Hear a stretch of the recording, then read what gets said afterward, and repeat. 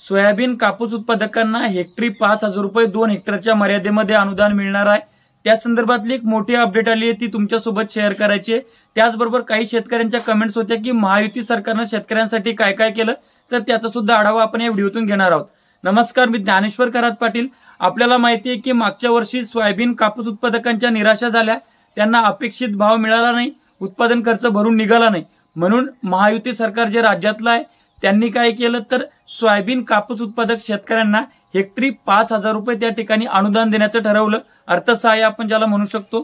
तर मग त्याच्यामध्ये त्यांनी काय अटी लावल्या की ई पीक पाहणी ज्या शेतकऱ्याची झालेली असेल आणि त्या ई पीक पाहणीवर जर त्यानं सोयाबीनचा पेरा किंवा कापसाचा पेरा भरलेला असेल तर त्या शेतकऱ्याला हेक्टरी 5,000 रुपये अनुदान मिळेल आणि ते 2 हेक्टरच्या मर्यादेमध्ये मिळेल। आणि त्यानंतर काय झालं की शेतकरी हे ई पीक पाहणीचं ते सगळं बघायला लागले, परंतु त्याच्यामध्ये अनेक शेतकऱ्यांच्या म्हणजे जे सरकारकडनं याद्या आल्या त्या याद्यामध्ये अनेक शेतकऱ्यांची नावं नव्हते।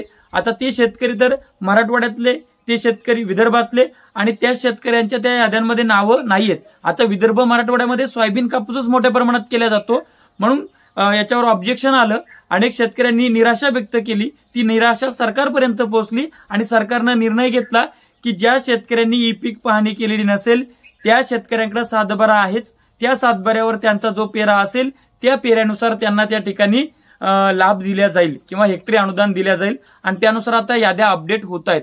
म्हणजेच काय, तुम्ही जरी ई पीक पाहणी केलेली नसली तरी सुद्धा तुमचा सातबाऱ्यावरचा पेरा तुमचा तलाठी भरत असतो आणि त्याला माहिती आहे की इथं सोयाबीन आणि कापूसच घेतला जातोय, तर त्यानुसार त्यानं तुम्हाला विचारून तुमचा पेरा त्या ठिकाणी भरला असेल। त्यामुळे तुम्हाला सोयाबीन किंवा कापूस हा जे काय तुम्ही केलेला आहे त्याचा लाभ, त्या हेक्टरी अनुदानाचा लाभ 100% मिळणारच आहे। ही होती सगळ्यात महत्वाची अपडेट। एवढंच नाही तर कुठलीही शासकीय मदत जिच्यासाठी ई पीक पाहणी गरजेची आहे तर ती अट सरकारनं रद्द केलेली आहे। कुठलीही शासकीय मदत घ्यायची असेल, ई पीक पाहणीची अट जर असेल तर तिथं तुम्हाला तरीही मदत मिळणार आहे।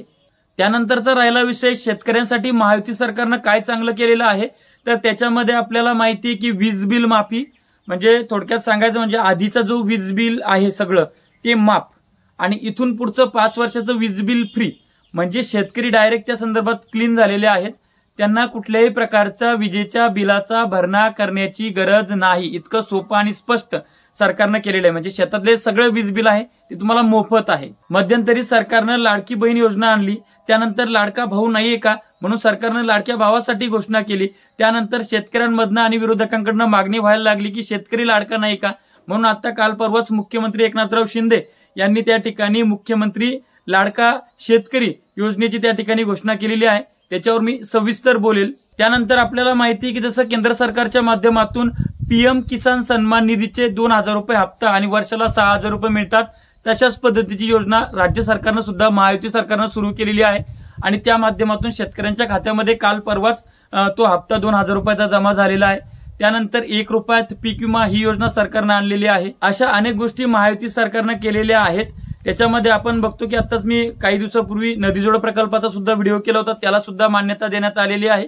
एकंदर भाजपच्या काही गोष्टी ज्या आहेत शेतकऱ्यांसंदर्भातल्या त्या खूप दूरदृष्टीच्या आहेत आणि शेतकऱ्याच्या आयुष्यावर दूरगामी परिणाम करणाऱ्या आहेत। आता शेतकऱ्यांचा प्रश्न होता की शेतकऱ्यांसाठी महायुती सरकारनं काय काय केलं, तर ते पण मी तुम्हाला थोडक्यात सांगितलं आहे। त्यानंतर आधी आपण त्याची अपडेट सुद्धा तुम्हाला दिलेली आहे की हेक्टरी अनुदानासंदर्भात। तुम्हाला हा व्हिडिओ कसा वाटलाय कमेंट्स करून सांगा। अशाच नवनवीन व्हिडिओसाठी चॅनल सबस्क्राईब करा, साईडला असलेलं बेल आयकॉन दाबा। व्हिडिओ फेसबुकच्या पेजला बघत असाल तर त्या ठिकाणी सुद्धा आपलं पेज फॉलो करा। धन्यवाद।